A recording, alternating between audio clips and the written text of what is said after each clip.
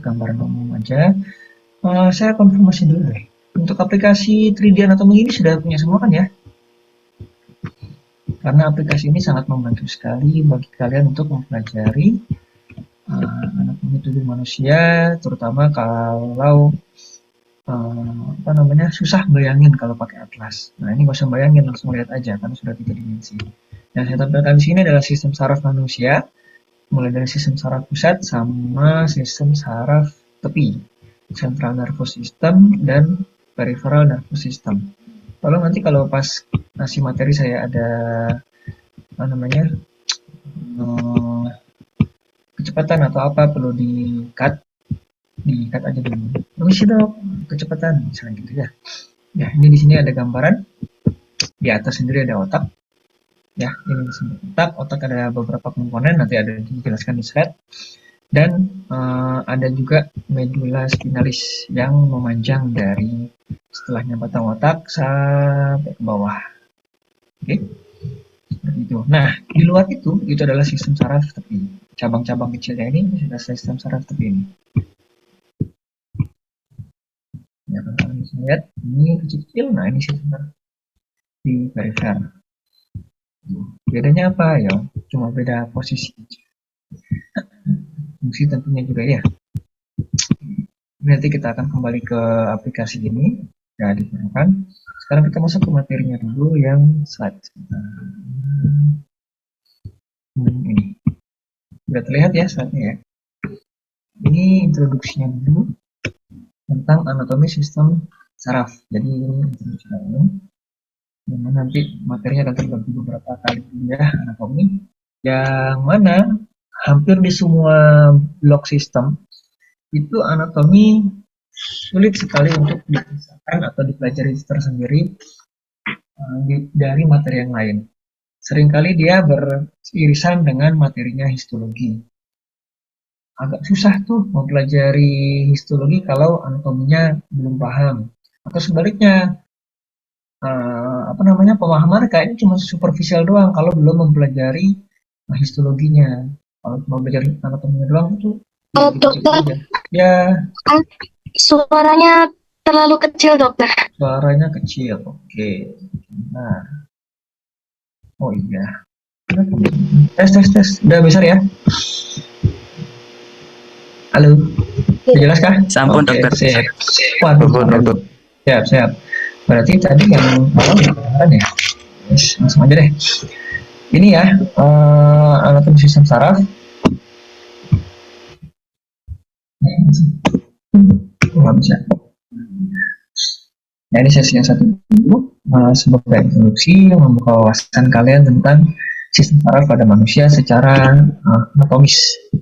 Nanti tolong belajarnya dilanjutkan atau dibarengin sama belajarnya histologi ya, biar lebih nancep pemahamannya.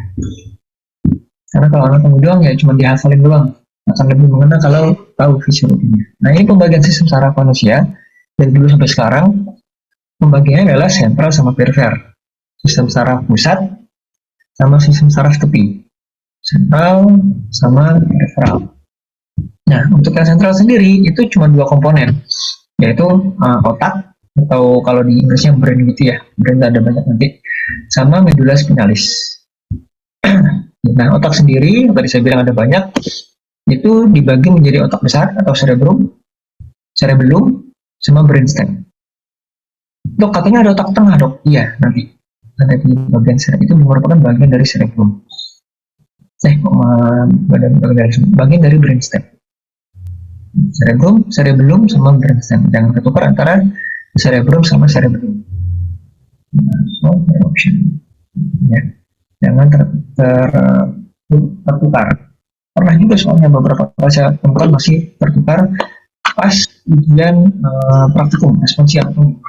Cerebrum ditulis cerebrum ditulis cerebrum. Nah, brainstem itu ada 3 komponen. Ini yang tadi saya bilang ada otak tengah, yang beberapa tahun terakhir, sekitar 10 tahun ke belakang ya, itu udah mulai banyak pembicaraan mengenai melatih otak tengah. Ya, karena otak besar itu, cerebrum itu terbagi menjadi otak kiri, otak kanan. Terus ada lagi materi tentang melatih otak tengah. Nah, untuk yang ini tentang pelatihan otak tengah itu tidak akan saya bahas di anatomi.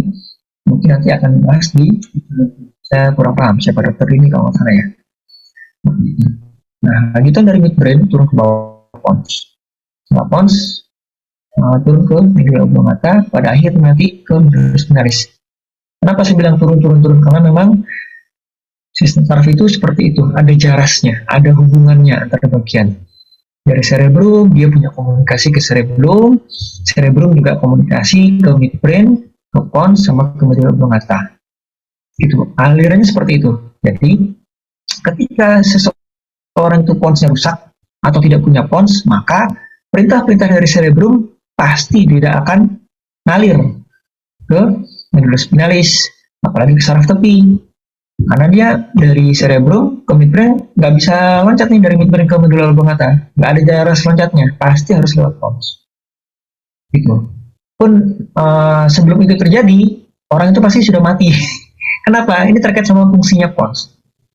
Fungsinya pons itu untuk kontraksi jantung sama pernafasan. Kalau ponsnya rusak, ya pasti orang jadi nggak bisa nafas, jantungnya nggak bisa berdetak. Ini nih yang disebut kematian batang otak itu di situ. Brainstem death, yang mana kematian batang otak itu ini yang dipakai sama di semua negara untuk menentukan kematian seseorang. Jadi ketika batang otak itu rusak secara anatomis ya, terus dia tidak ada tanda kehidupan, nah sudah dibilang tuh, misalnya ada orang dibacok di bagian leher atas kepala, itu pasti kena batang otak.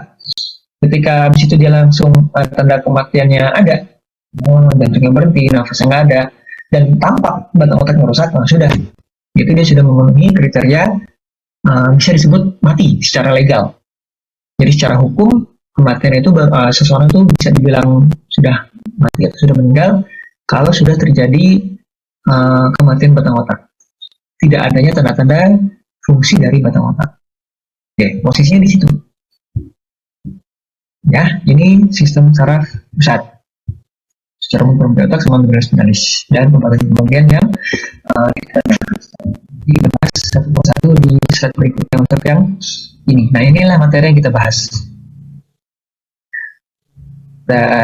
Sebenarnya yang diminta cuma otak doang, cuman karena saya lihat di materi kuliahnya nggak ada tentang medulla spinalis, ya sudah di belakang juga saya masukkan sedikit materi tentang medulla spinalis.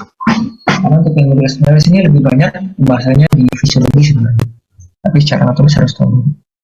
Nah, lanjutan dari sistem saraf pusat adalah sistem saraf tepi atau peripheral nervous system.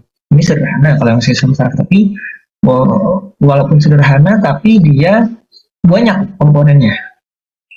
Komponennya maksudnya ya halus-halus, nggak kelihatan. Terdiri dari nervus cranialis, yang ini relatif lebih kelihatan, tampak, bisa dilihat.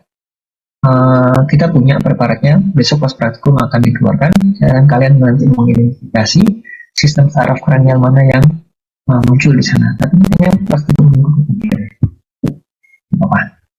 Dan selanjutnya sistem saraf spinal. Ini adalah lanjutan dari medulla spinalis. Ini di gambar yang ini ya, namanya dasi. Nah, ini keluar dari medulla spinalis. Ini adalah sistem saraf spinal. Saraf spinal ini keluarnya per vertebra, karena memang medulla spinalis itu letaknya ada di dalam vertebra. Cervicalis, thoracalis, cervicalis sama-sama ada. Nah, diketemukan bahwa ternyata sistem saraf yang di GI tract itu pada dinding saluran pencernaan itu dia sistem sarafnya agak unik. Kenapa? Ternyata dia independen dibanding dari central nervous system, bisa bekerja sendiri, ya. Tanpa adanya campur tangan dari sistem saraf pusat. Walaupun demikian, sistem saraf pusat bisa memerintahkan. Misalnya, pada orang yang lagi stres, ya, maka sistem pencernaannya itu akan bekerja lebih aktif. Makanya itu pada kebanyakan orang, mayoritas ya, umumnya yang normal, orang kalau lagi stres itu gampang lapar karena GI tract-nya aktif. Ya itu masuk ke sistem otonom sebenarnya. Cuma ternyata tanpa itu juga bisa dia bekerja. Reflex activity independent of the CNS. Itu maka dibilang ini adalah sistem saraf yang ketiga, dinamakan enteric nervous system. Sistem saraf enterik pencernaan. Ini sudah banyak dibahas di fisiologi, tapi kalau secara anatomi dia masih gabung dengan sistem saraf. Nah, ini ya, kenapa sih kok otak itu tertutup sekali? Karena dia adalah organ yang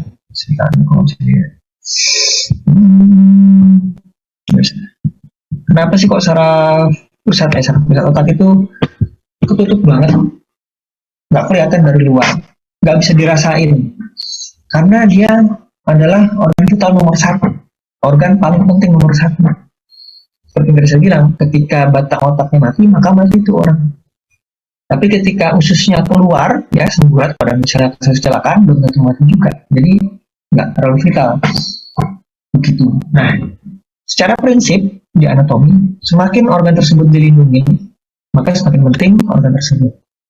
Otak tertutup sekali, jantung tertutup tapi masih ada sela-selanya. Di toraks itu ada tulang iga ya, di antara tulang iga itu ada selahannya. Walaupun tidak terbuka betul-betulan, tapi bagian keras yang melindunginya itu ada cukup banyak.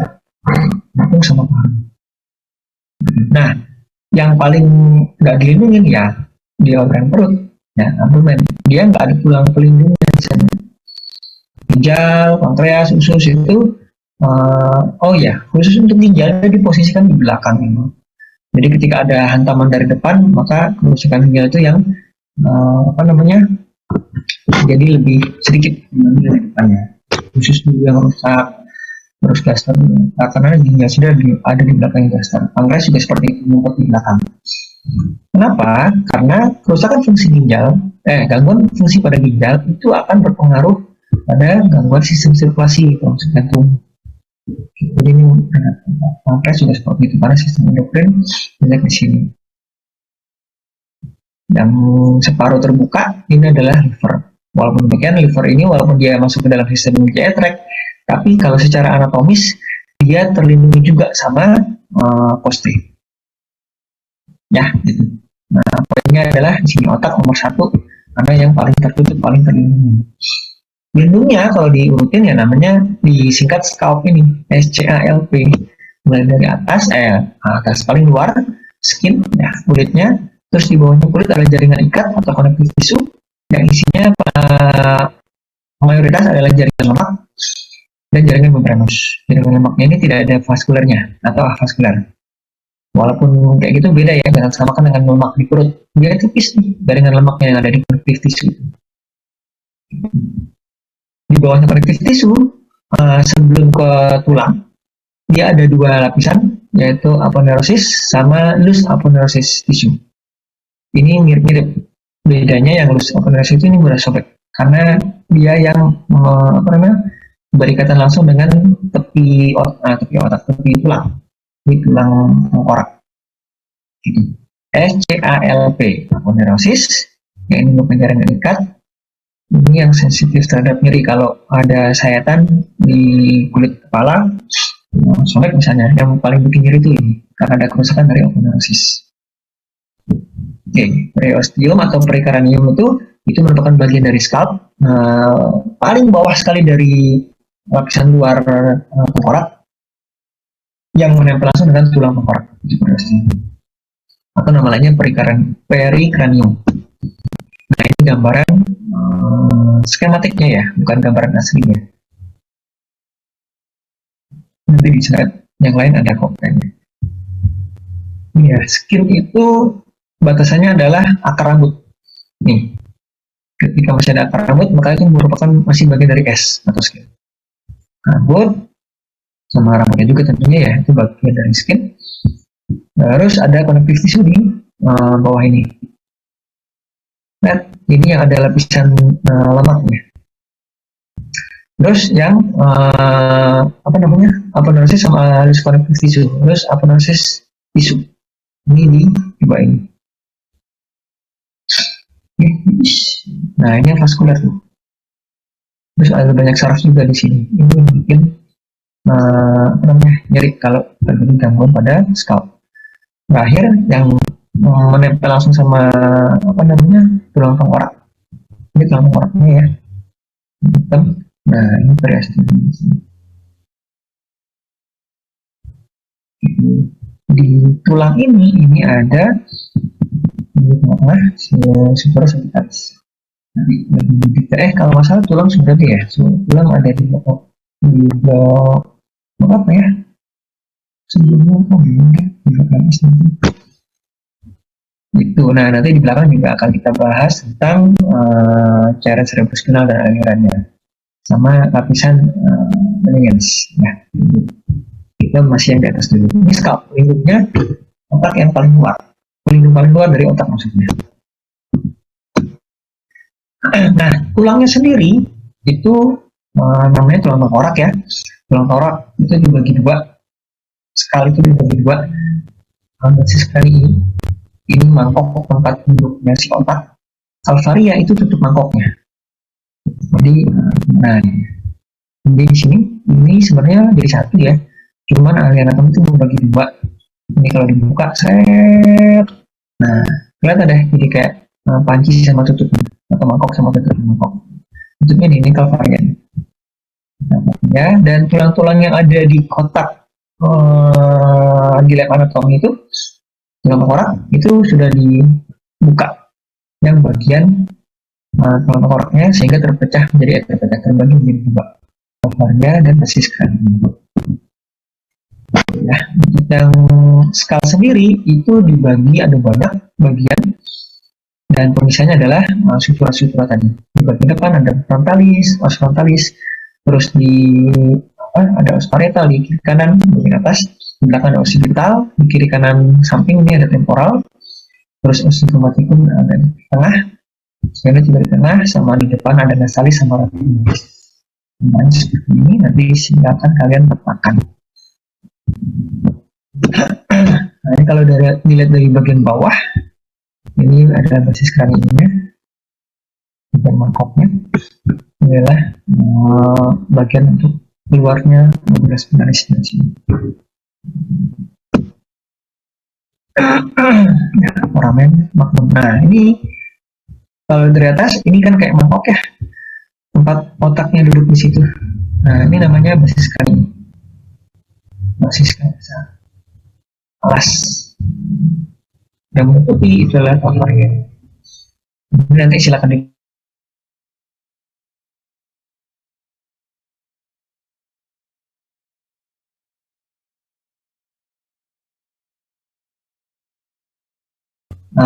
nafas praktikum ini akan kita keluarkan kelas kali sederhana. Itu bagiannya frontal, sphenoid, terus ini yang temporal, ini yang occipital. Parietal ini sebenarnya bukan disingkat ini. Ini ada kelihatan dari sana.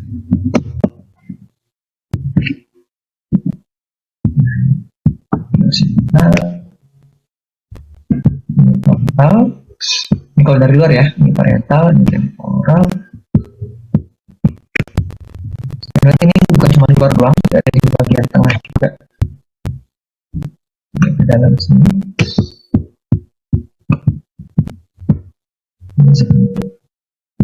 Ini kalau kita klik, nah ketika kita ke tengah sana, biru-biru ya, sebenarnya memang melebar seperti ini. Kalau kita kan, nanti akan kelihatan. Oke, lanjut lagi aja. Untuk secara embriologi saya kurang tahu, ada kuliah sendiri nggak ya dari dokter Yani tentang embriologi otak ini? Saya cuma 2 slide yang saya sampaikan. Secara embriologis, sistem saraf itu atau sistem saraf pusat itu berkembang dari 3 primary brain vesicle. Ada vesicle apa? Ruang otak. 3 primary brain vesicle. Ada prosencephalon, mesencephalon, sama romencephalon. Ini bahasa Yunani semua. atau di bahasa Inggris kan ya forebrain, midbrain, sama hindbrain. Otak depan, otak tengah, otak belakang. Tuh. Nanti ini satu kepala doang, nih, satu kepala, satu kepala, satu kepala. Nanti satu kepala ini akan membagi-bagi diri. Jadi pertama menjadi telecephalon sama diencephalon, terus selanjutnya akan berubah menjadi cerebrum, thalamus sama hypothalamus itu yang diencephalon. Kalau yang midbrain-nya sendiri tetap menjadi midbrain, nanti akan bergabung dengan hindbrain dari robencephalon itu, metencephalon dari hindbrain. Karena metencephalon ini akan menjadi pons sama cerebrum, ya, midbrain, pons, cerebrum, ini kan ya, jadi satu batang otaknya. Terus mielencephalon akan membagi bagian spinalis. Memang secara embriologis berwujud seperti itu. Untuk yang cerebrum sendiri nanti akan berkembang lagi. Ada cerebrum akan menjadi cerebrum di bawahnya. Nah, cerebrum dari pons. Ini ada pons juga. Oke, ini sudah untuk introduksi gambaran awal dari otak. Nah, kalau secara posisi anatomi seperti ini ya, ini cerebrum dengan pembagian-pembagiannya di sini. Di belakang rumput bagian bawah ini ada cerebellum. Nah, gambarnya seperti ini. Memang selalu terbagi menjadi dua hemisfer, dua paruan dari sfer ya. Namanya ubah. Setengah bola garis. Ini kiri, ini kanan. Ini sinistra, ini dextra. Terus yang si cerebellum juga seperti itu. Cerebellum lobus dextra, ini lobus sinistra. Di tengah-tengahnya ada vermis cerebellaris. Gitu. Kalau ini dipisahkan oleh Mendingen. Nanti kita bahas detailnya di belakang. Baik, ini yang sesi 1 untuk yang introduksi. Gambaran umum dulu. Selanjutnya kita masuk ke materi utamanya tentang anatomi otak. Anatomi sistem saraf pusat.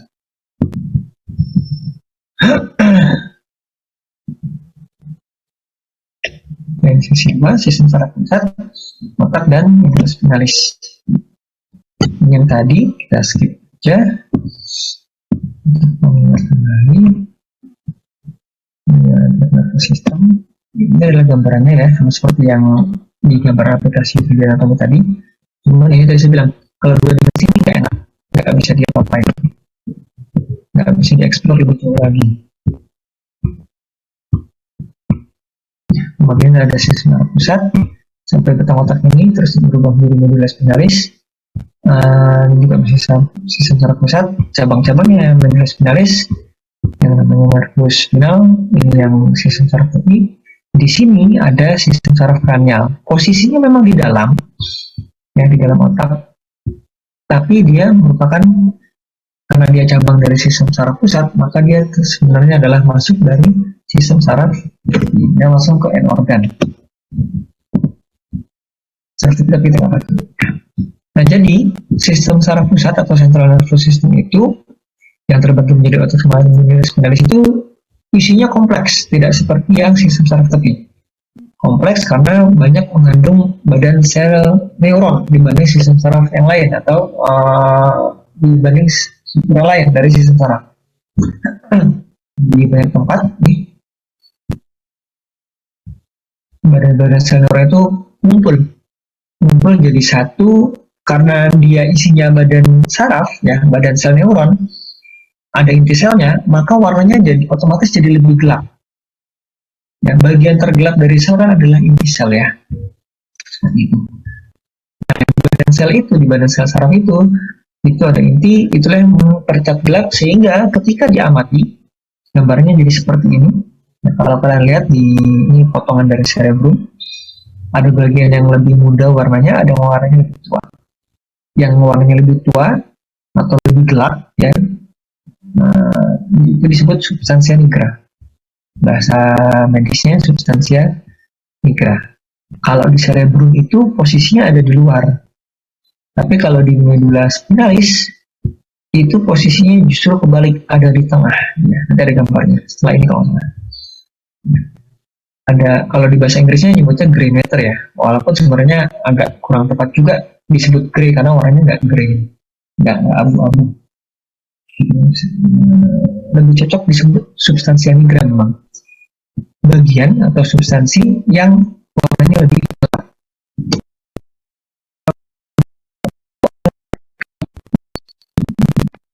Nah, yang temannya ini adalah substansi alba namanya. Alba itu keputihan, putih maksudnya.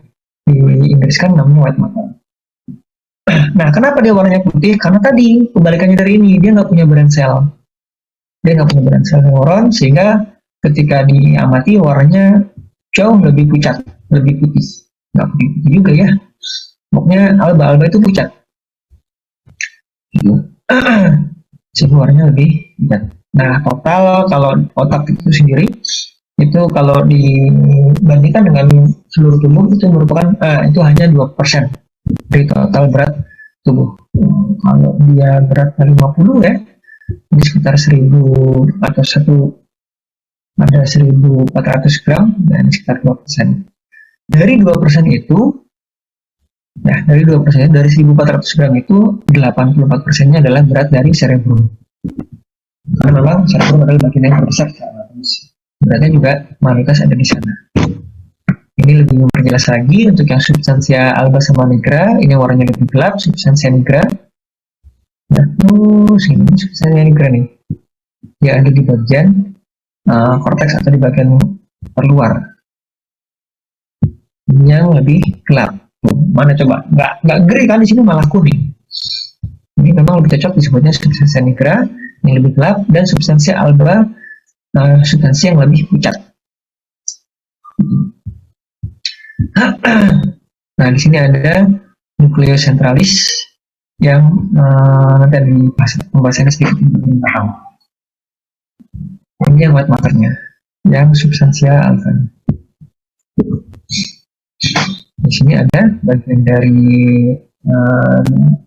nukleus centralis, yang menghubungkan antara bagian kiri sama kanan dari otak. Ini kalau diperbesar gambar yang tadi, oh iya, mungkin ada yang bertanya-tanya nih, tapi kayaknya sudah dijelasin di SMA deh. Pada bagian ini kebetulan adalah gyrus presentralis, bagian yang mengontrol atau memberikan perintah untuk motorik, gerakan motorik pada area-area tertentu di tubuh pada bagian tepi tentunya ya. Ini daerah kemaluan ada di sini, terus ini telapak kaki, terus betis ada di sebelah sini sedikit, terus di sini ada bokong sama paha. Nah, untuk yang badan, ya ini ada di bagian sini. Kok bisa tahu dok? Dulu penelitiannya agak-agak barbar ya dulu di anatomi. Manusia hidup, otaknya, kalvari yang dibuka, terus di tes, disetrum, dikasih voltase sedikit, di sebelah sini. Mana yang gerak? Oh, di bagian badan. Dipetakan ternyata seperti ini ketemunya. Oh, di sebelah ini lidahnya yang goyang-goyang. Masih kejutan fix gitu. Bukan kayak bukan kayak setrumannya untuk yang namanya di CPR itu enggak. Sampai sini gyrus presentralis yang memberikan perintah untuk motorik. Yang sebenarnya yang di konsentralis ini. Baik, itu lebih mengarah ke fisiologi sebenarnya. Cuman kalau secara anatomisnya, di sini posisinya. Gyrus presentralis sama konsentralis. Kenapa? Karena dia ada di depan dan belakang dari sulcus centralis. Ini namanya lakukan ini adalah sulcus centralis. Sulcus dan gyrus. Nah, itu adalah struktur anatomi ya dari cerebrum. Ada tonjolan bagian yang melengkung ini. Ini adalah gyrus. Yang melengkung ke dalam ini adalah sulcusnya. Kalau sulcus besar, kalau yang besar namanya sulcus. Kalau yang kecil-kecil kayak gini namanya sulci. Oke. Nah, kita kupas satu-satu untuk otak besarnya atau cerebrumnya.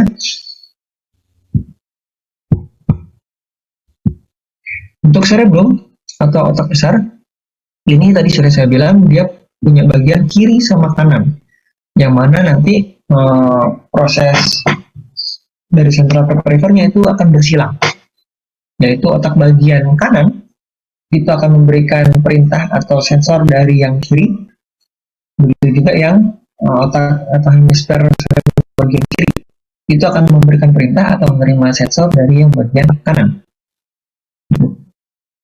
Antara otak kiri dan otak kanan, cerebrum kiri sama cerebrum kanan itu masih tetap berkomunikasi, yaitu lewat corpus callosum. Kenapa harus berkomunikasi? Misal, kamu lagi ngangkat kantong belanjaan nih, tangan kanan 5 kilo atau 10 kilo lah ya, misalnya 5 kilo deh, ibaratnya 10 kilo. Itu tangan kamu ngangkat. Ini kalau tangan kiri, kalau tubuh bagian kirinya nggak ada koordinasi, itu akan jatuh tuh ke kanan badannya. Sehingga untuk bisa menyeimbangkan berat dari kantong belanjaan tadi yang di sebelah kanan, tubuh akan ditarik ke arah kiri, sehingga akan ada aktivitas dari tubuh bagian kiri. Nah, koordinasi itu lewat corpus callosum, juga lewat cerebellum, ya seperti itu. Itu untuk kehalusan gerakan.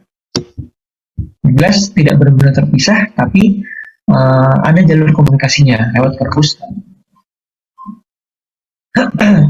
Ini tadi yang saya sudah singgung, dari luar tampak ada tonjolan, gyrus namanya. Ada juga cekungan atau yang meleset ke dalam, itu sulcus. Kalau secara general, si cerebrum itu terbagi menjadi 4 lobus. Lobusnya sesuai sama tulang tengkoraknya. Lobus frontalis tepat ada di balik os frontalis. Lobus parietal kiri kanan juga sama seperti itu, tepat ada di balik os parietal. Begitu juga dengan lobus temporal dan lobus occipital. Itu di antara lobus itu terpisah oleh sulcus 4 juga. Sulcus centralis tadi kita singgung, sulcus centralis. Terus ada juga sulcus parieto-occipitalis, dari namanya kelihatan ini. Sulcus yang menghubungkan antara lobus parietal dengan lobus occipital. Nah, itu dari namanya udah kelihatan antara parietal sama occipital. Terus ada sulcus lateralis, ini yang memisahkan antara temporal sama parietal. Sama transversalis ada di depan. Nah, transversalis. Itu. Nah, di bagian tengah pemisahnya itu antara hemisfer cerebri itu ada, kalau dilihat ada gambaran ruang kosong ya, itu adalah viscera longitudinalis. Ya, nanti ini akan ditempati oleh meninges yang ada di tengah, yang memisahkan secara fisik anatomis antara hemisfer kiri sama kanan dari cerebrum. Terus antara cerebrum dan cerebellum juga ada fisuranya, ada pemisahnya juga, ada celah ya, fisura itu celah. Itu fisura transversalis. Nah, ini nampak yang lebih bagus kan, atau kadaver dari otak ini. Seperti ini. Oke, ini cerebrum. Ada sulcus, ada gyrus. Ya, ada ini sulcus centralis. Dulu katakan ini sulcus lateralis. Ini yang antara ini bukan sulcus karena ini lebih dalam. Visura itu kedalamannya lebih dalam daripada sulcus. Nah, ini visura transversalis yang memisahkan antara cerebrum sama cerebrum. Nah, ini sayangnya enggak jadi. Nah, ini kalau kalian lihat ini ada celah nih antara cerebrum sama cerebellum, itu ada sekat, jadi nggak gesekan langsung ya, masing-masing ada konektor. Gambarannya seperti ini, nanti bisa diaplikasikan ketika pas praktikum. Ini fisiologi nanti akan lebih bahas lebih dalam, tapi biar lebih mana ya, secara fisiologis itu cerebellum itu ada area-areanya. area Brodmann namanya, area Brodmann, area fungsional ya. Ada yang memberi nama area Brodmann, Wernicke, dan lain-lain. Ini dua yang paling sering akan muncul kalian pelajari nanti. Area Brodmann itu unik karena dia yang mengatur yang mengatur yang menjadi pusat bicara Brodmann. Ketika orang area Brodmann-nya terganggu, maka dia akan kesulitan ngomong, susah untuk ngomong, pronunciation-nya kurang bagus. Sebaliknya, kalau orang ada area Wernicke itu yang fungsionalnya untuk pendengaran. Ketika orang, jadi kayak tuli ya, jadi kalau ada kerusakan diri organ ini tanpa disertai ada kerusakan dari organ pendengaran, maka orang tersebut akan mengalami kondisi tuli. Kalau ini sudah rusak, nggak bisa dibalikin. Tapi kalau organnya rusak, misalnya, gendang telinganya rusak, pecah misalnya, itu masih bisa diperbaiki. Namun kalau udah Wernicke-nya yang rusak, susah. Ya, ini area-area yang secara anatomis nggak kelihatan. Nih, nggak ada nih area-areanya di sini. Area Brodmann nggak kelihatan strukturnya itu. Tapi itu area tersebut adalah area yang terbagi secara fungsional. Oke, ini yang presentalis tadi sudah bilang, sama konsentralis. Nah, nanti akan dibahas pada kuliah fisiologi metode ini. Aja. Ya, ini juga sama untuk membantu kalian memahami struktur-strukturnya. Bisa dipelajari lagi atau pakai atlas kalian sendiri juga bisa. Ini beberapa pembagian atau penampang dari otak yang mana kita juga punya di lab anatomi, nanti silakan dipraktekkan pas praktikum anatomi. Nah, ini saya bilang mumpung ada gambarnya. Jadi saya stop share. Sorry. Saya mau klik annotate kok. Ini stop share. Annotate. Nah, sistem saraf tubuh itu kan ada dua. Sistem saraf kranial sama saraf spinal. Ini yang saraf kranial. Jadi dia memang posisinya dekat banget sama otak. Misalnya ini nih, warna putih-putih ini. Ini dua adalah nervus opticus yang akan nanti berujung ke retina. Ada lagi yang kelihatan lagi, ini saraf olfaktorius yang akan berujung ke bagian atas atau apex ya dari hidung kalian yang berfungsi untuk mengindra pembauan. Nah, ada bau kentut. Nah, ini sensornya di sini. Nah, yang suka durian lah, lewat pasar, di bau durian nih. Nah, itu ke sensor di sini. Aroma duriannya masuk, diterima di sini. Dikirim ke otak. Ya, ke pusat pembauan. Dan lain-lain ada 12. Juga ada kuliahnya di nah, ini tadi saya bilang juga ada gambarnya. Ini antara cerebellum sama cerebrum itu ada celah yang cukup dalam. Ini ada visceranya. Dan ini adalah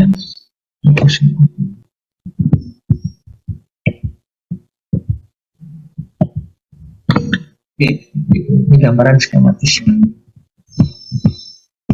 Oke, annotate-nya saya hapus dulu. Ya, nanti silakan dipelajari dengan detail ya, baik di aplikasi maupun di kadaver.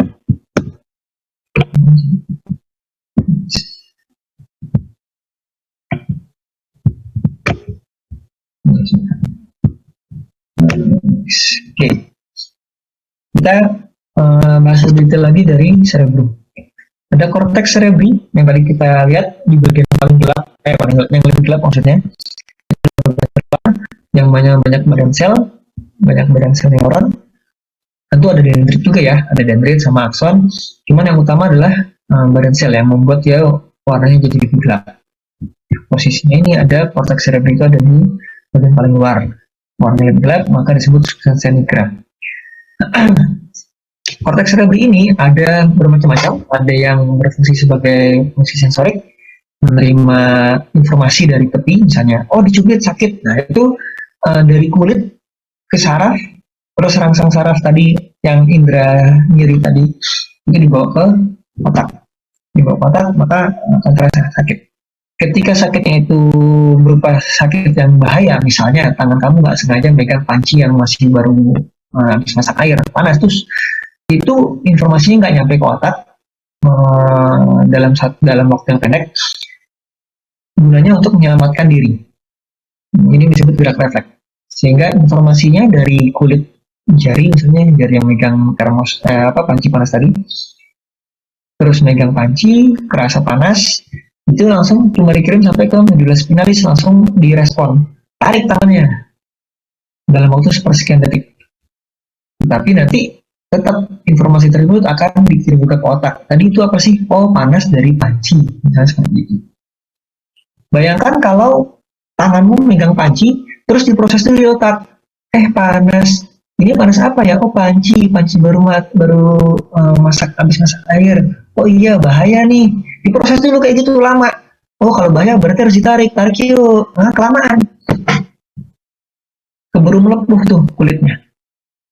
Maka ada gerak refleks. Tapi ini kita bahas juga di anatomi, itu hanya fisiologi. Nah, tapi itu pentingnya di sini bahwa ada fungsi sensorik, walaupun demikian tidak semua sensorik dari tepi itu diprosesnya di otak biar nggak lama, maka ada gerak refleks. Pun refleks juga ada motoriknya, jadi gabungan ya sensorik sama motorik, dan asosiasi, yaitu penghubung antara sensor sama motor.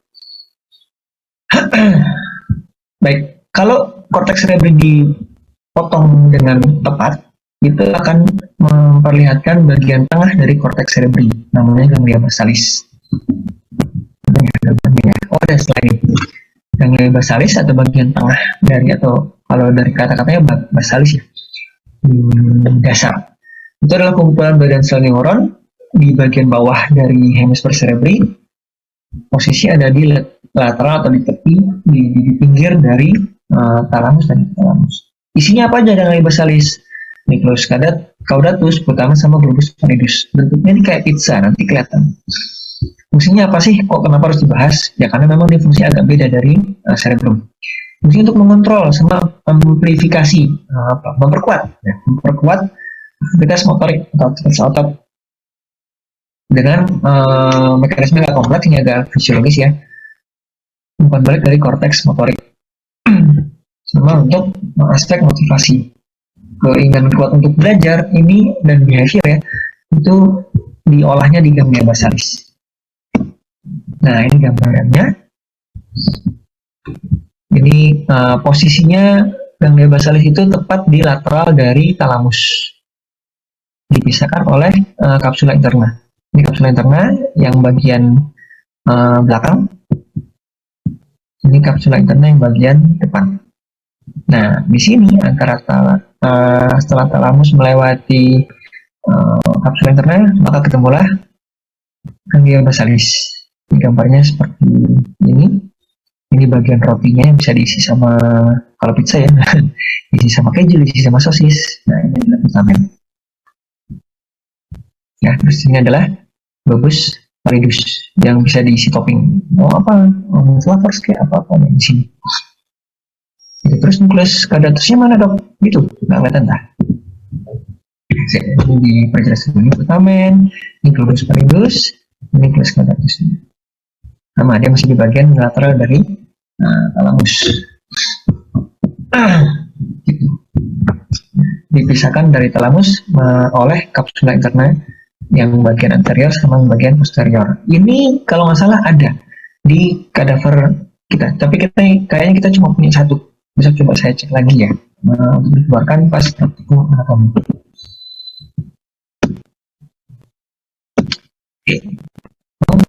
Keluar ini adalah cerebellum. Cerebellum bentuknya seperti kubis bunga kol. Ini kalau dipotong dari depan ke belakang, ya, dipotong melintang.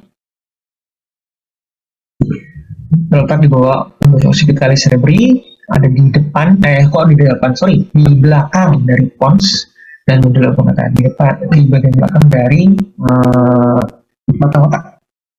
Nah, antara batang otak dengan cerebellum ini, yang brainstem dengan cerebellum, itu ada ventricle 4, yaitu tempat terakhir dari produksi cairan cerebrospinal.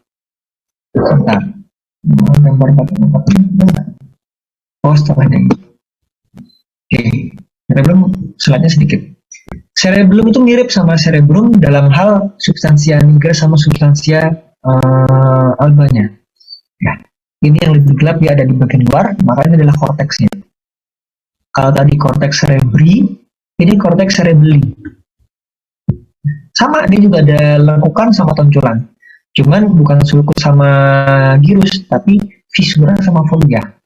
Visura adalah yang melekuk ke dalam, lipatan, ya, namanya lipatan, ada visura. Terus yang bagian menonjol-nonjol adalah folia. Yang kelihatan keluar-keluar itu adalah folianya. Nah, jadi kalau folia itu analog sama gyrusnya. Nah, ini korteks. Di bagian medula atau di bagian tengah itu yang substansia albanya.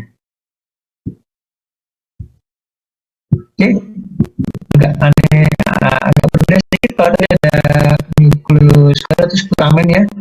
Ini di sini juga punya sebenarnya di bagian tengahnya mendekati ada di dalam dari substansia alba.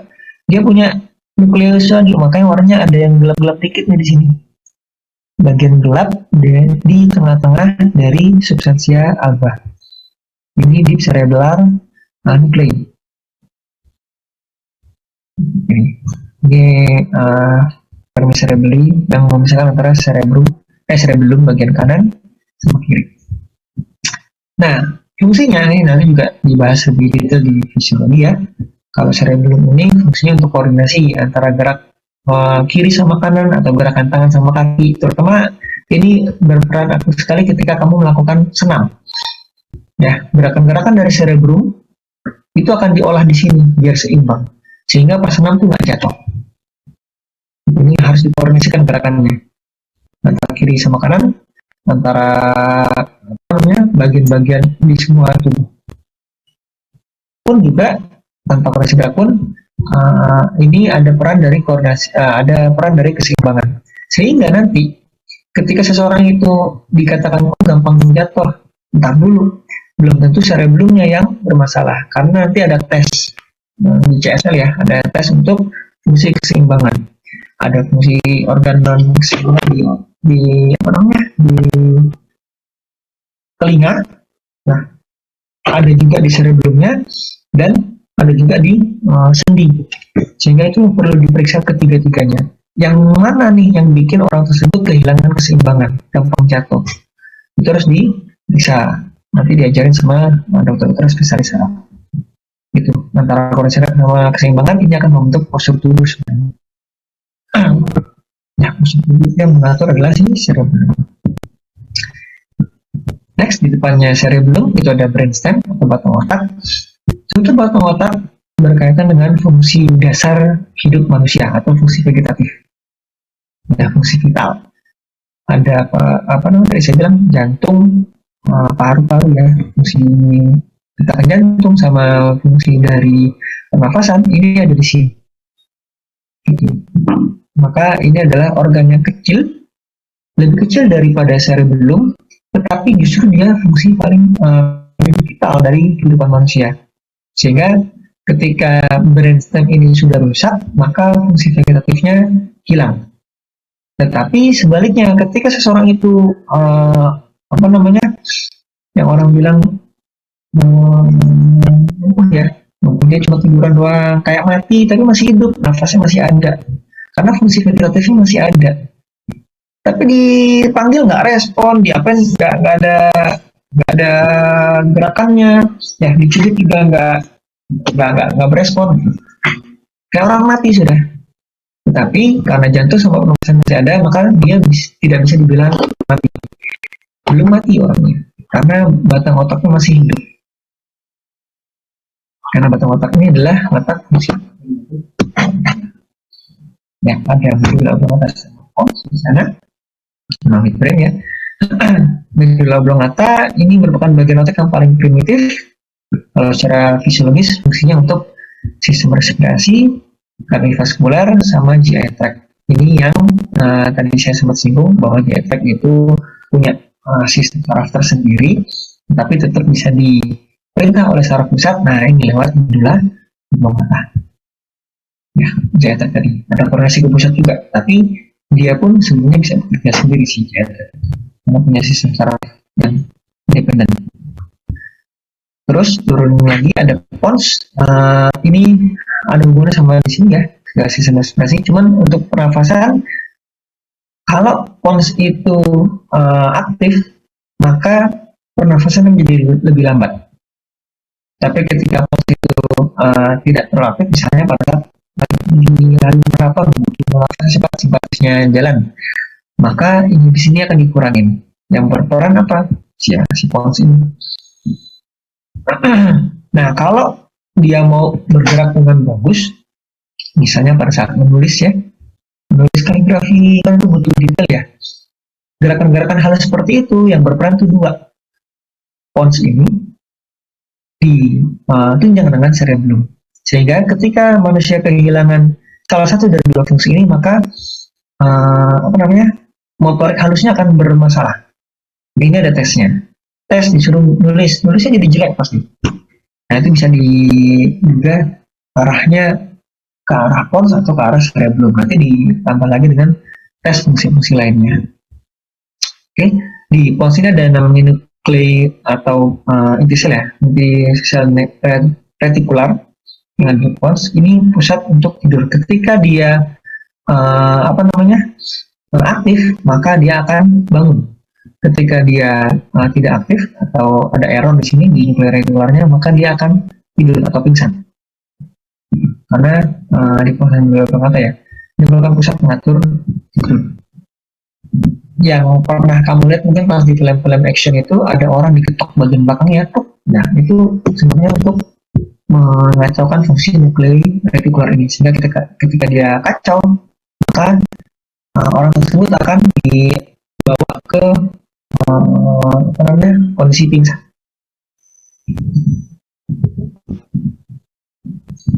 Hilang judulnya. Ini medulla spinalis. Medulla spinalis itu seperti yang saya bilang di awal, ada di dalam kanalis vertebralis, ada di dalam saluran di tulang belakang. Kanalis vertebralis. Mulai dari mana medulla spinalis itu? Ya mulai dari lubang besar di basis krani tadi, foramen magnum namanya. Foramen magnum sampai vertebra lumbalis 1-2. Loh, dok kan lumbalisnya ada 5 dok. Iya, tapi medulla spinalis itu bagiannya cuma sampai lumbalis 1-2. Di lumbalis 3, 4, 5 dan sampai ke sacrum itu adalah cauda equinanya, ekor dari medulla spinalis. Itu. Tapi bagian selongsongnya medulla spinalis itu cuma sampai lumbalis 1-2. Ya, nih medulla spinalis tidak berlanjut sepanjang kolumna vertebralis karena pada saat perkembangan embriologi, pertumbuhan dari medulla spinalis itu tidak secepat pertumbuhan dari kolumna vertebra. Kolumna vertebra cepat memanjang, membesar, tapi si medulla spinalisnya tidak bisa mengikuti kecepatan perkembangan tersebut, sehingga memang panjangnya tidak sama. Nah inilah posisinya ya, kalau masih di dalam tubuh, ini adalah corpus vertebra. Ya, ini vertebra atas. Ya benar. Nah ini medulla spinalis di sini. Yang bukan yang ini ya. Kalau yang hijau ini sudah saraf spinal, nervus spinalis. Nervus spinalis. Tapi yang tengah inilah yang medulla spinalis. Yang warna apa nih? Oranye ya. Oranye sama krem ini. Ya hijau juga yang masih nuklir soalnya. Oke. Ada lagi kok gambarnya. Lagi. Medulla spinalis secara anatomi ada 31 segmen sesuai sama segmennya yang ada di vertebra manusia ya. Vertikal ada 8, torakal ada 12, lumba ada 5, sakral ada 5, koksikal ada 1. Dok tadi katanya cuma sampai lumbal doang. Oh iya, kan ini ada cauda equinanya, serabut-serabutnya. Jadi bentuknya udah nggak padat kayak gini lagi. Saya ada nggak ya gambarnya cauda equinanya?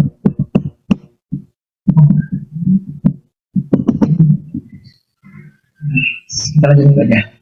Nah, yang mana medulla spinalis ini secara fisiologis itu kalau fungsi ya, kan fungsi.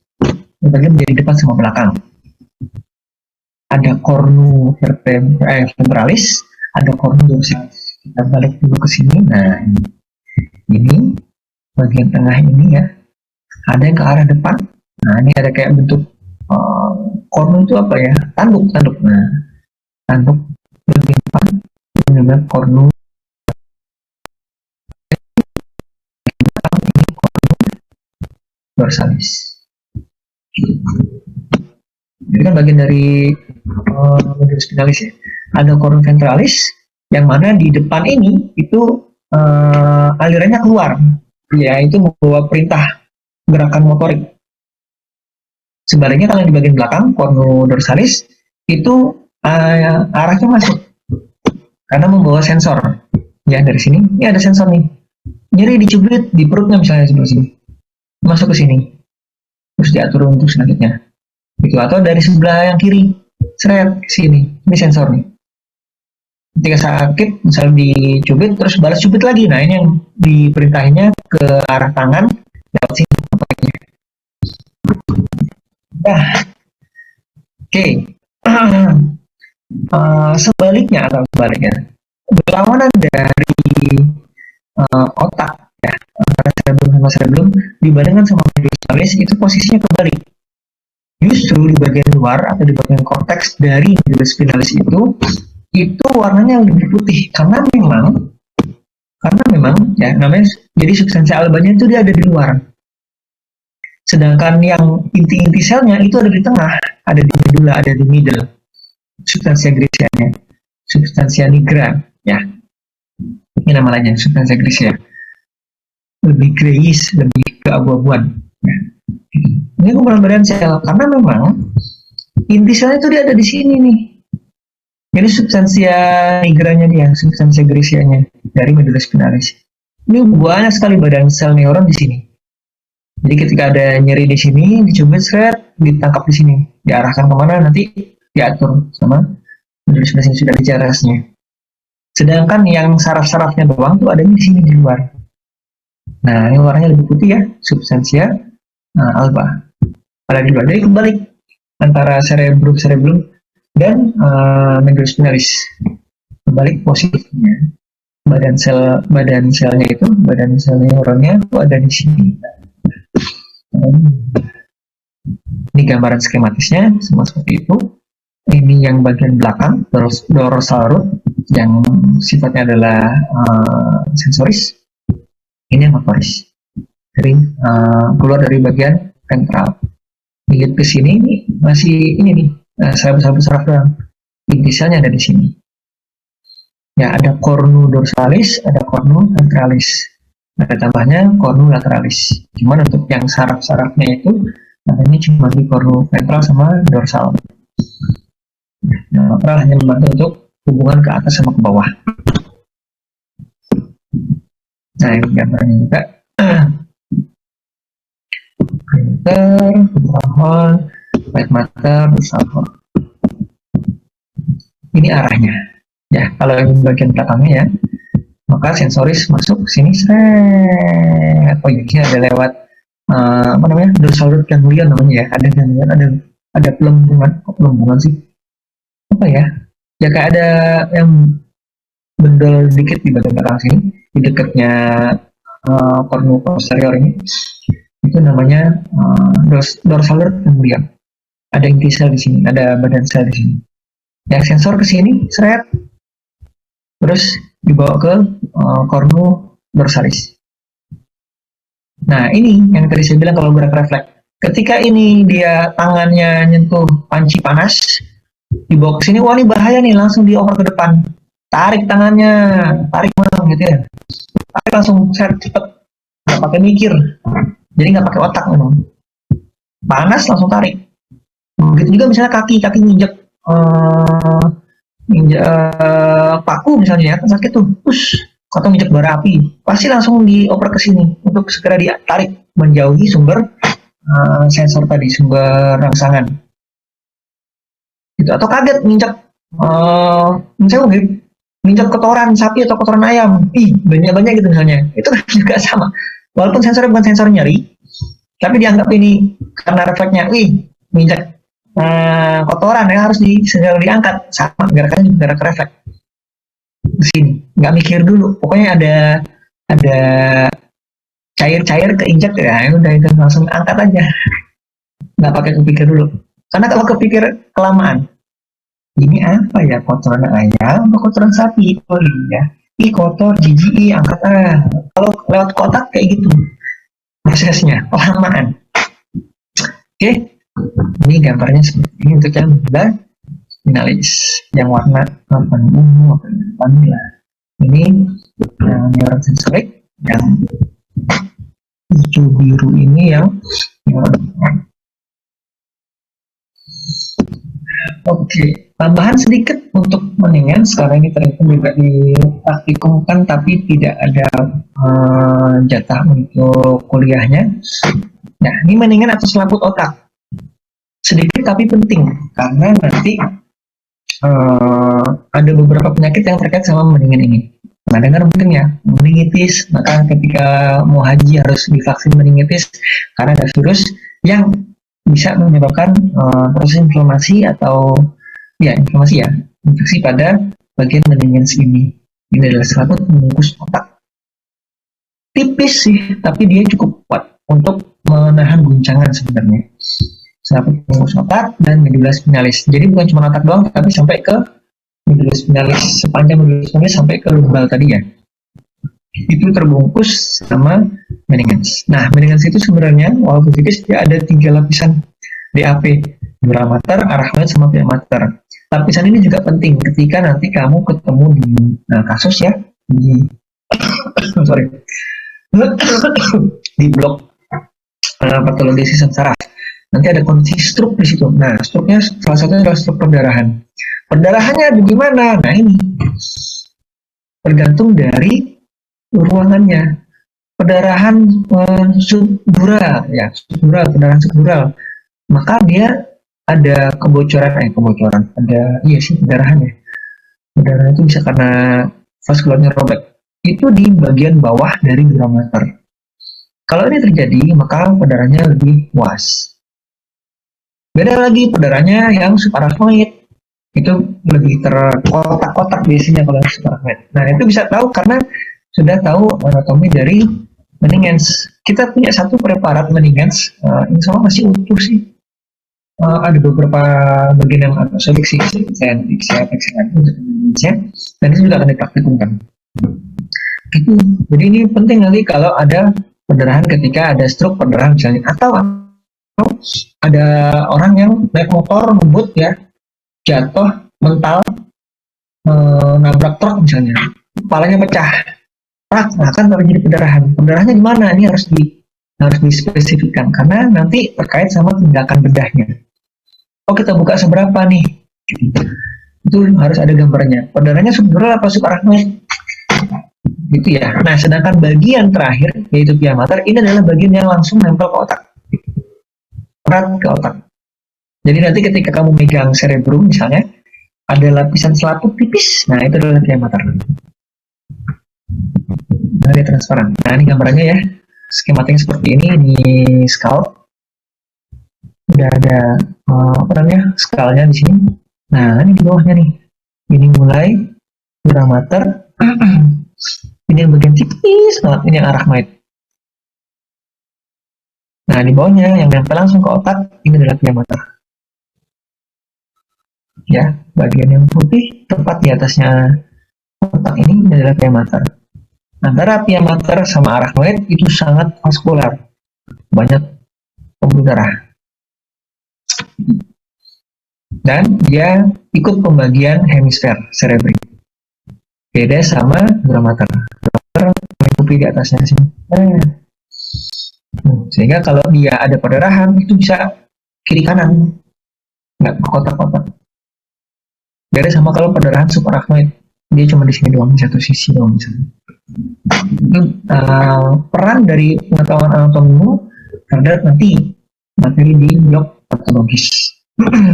Oke, ini sudah di gambaran lainnya dari meningens. Oh, ada lagi satu lagi. cerebrospinal fluid, cuman ini gambar doang karena ini untuk CSF cerebrospinal fluid ini sebenarnya lebih ke arah anatomi, lebih ke arah fisiologi ya. Ini ada gambaran sinus dura mater yang menjadi tempat arah aliran cairan cerebrospinal. Gambarnya seperti ini. Ini meningens sebenarnya, meningens itu bagian kerasnya. Ada valve cerebri di sini, ya, yang memisahkan antara hemisfer cerebri dextra dan sinistra. Temannya ada valve cerebelli, sama. Ini juga yang memisahkan cerebellum, sinistra dan dextra. Nah, pemisah antara cerebrum dan cerebellum itu namanya tentorium. Tentorium cerebellum. Namanya tentorium. Tenda ya. Ten bukan dari tenda ya. Karena dia secara bentuk dia menendain ya, tenda untuk bagian di bawahnya yaitu si cerebellum. Maka namanya tentorium cerebellum. Ini bagian yang keras. Nah, di sini di bagian dalamnya dari manusia ini itu terjadi aliran dari cairan cerebrospinal yang nanti pada akhirnya akan dibuang. Oke, nah ini ada arah panahnya. Pembuangannya kemana? Dua titik pembuangan, yaitu vena jugularis interna. Ya, jadi nanti cairan cerebrospinal akan keluar lewat dua vena, yaitu vena jugularis interna sama vena ophthalmica. Yang utama memang vena jugularis interna. Ya, dan sebelum ke vena itu ada lewat saluran atau sinus namanya. Sinus petrosus ya, yang ada di bagian-bagian atau sulcus-sulcus dari cerebrum ya, dan cerebrum juga itu. Nah, yang paling utama yang tengah ini adalah ada keluar satu di vena emissaria, cuman ini enggak ya. Vena emissaria, terus di sini lewat sinus orbicalis inferior untuk pada akhirnya nanti keluar lewat vena jugularis interna.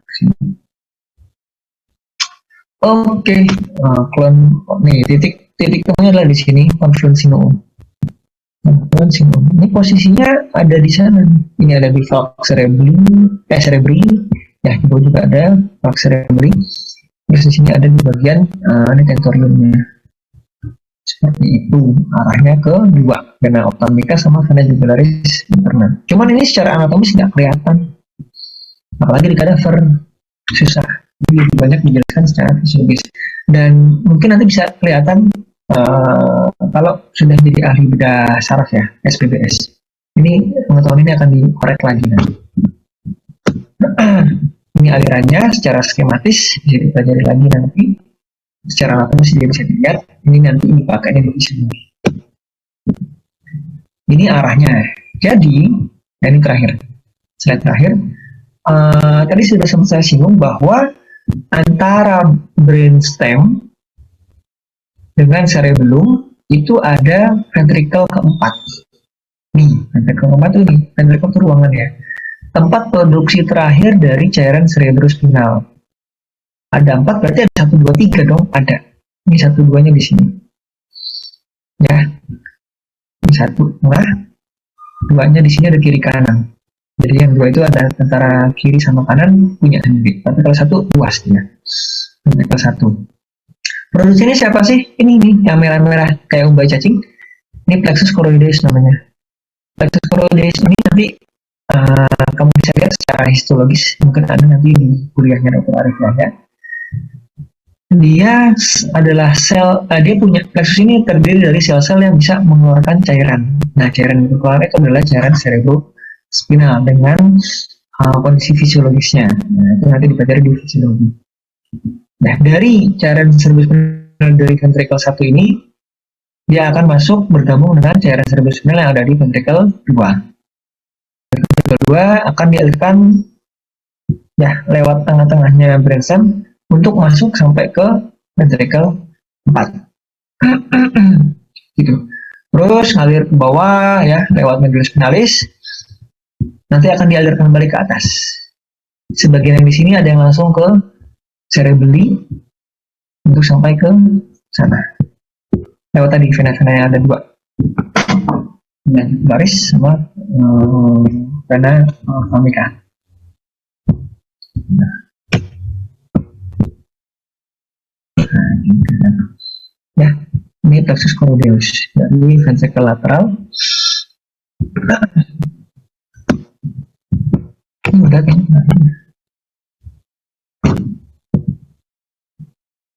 Oh iya, sorry. Ini foramen-foramennya yang menghubungkan antara ventricle. Ventricle lateralis 1-2, ventricle oh sorry ya, saya tadi kebalik. Yang ventricle yang atas ini ventricle 1 kiri, ventricle 2, sorry, 1 itu kanan. Kanan, terus ventricle 2 yang kiri, ketukan juga nggak apa-apa sih. Terus dari dua ventricle ini, 1 dan 2, dia akan mengalir ke bawah, ke ventricle 3, ventricle tertius. Nah, dari sini akan dialirkan ke ventricle 4 lewat aqueductus sylvii. Aqueductus sylvii. Ini besok di preparat brainstem kamu bisa lihat. Aqueductus sylvii ini masih ada di sana. Masih kelihatan. Sehingga masuk ke ventricle 4. Nah, ventricle 4 ini dia akan mengalirkan ke tepi sana kiri sama kanan lewat foramen Lusca. Atau namanya apertura lateralis. Ya, tadi saya bilang ya, mengalirkan ke kiri sama kanan. Nanti dia akan tembus ke kiri kanannya dari cerebellum. Gitu. Dan dialirkan ke bawah lewat foramen Magendie untuk masuk ke medullus spinalis untuk memberikan cairan cerebrospinalnya ke medullus spinalis. Atau namanya apertura mediana. Ini gambarnya. Ya, ini bisa kalau yang belum install aplikasinya bisa dicek, di download di sini, linknya sudah diserahkan, bisa diinstal di laptopnya. Tapi untuk yang Windows aja ya, mohon maaf untuk yang laptopnya masih. Kalau untuk sesi 3 kita lanjutkan di saraf tepi nanti. Kuliahnya sudah selesai, alhamdulillah sudah cukup 60 menit, lebih dikit sih. Ada yang mau ditanyakan mungkin dari materi yang saya kuliahkan?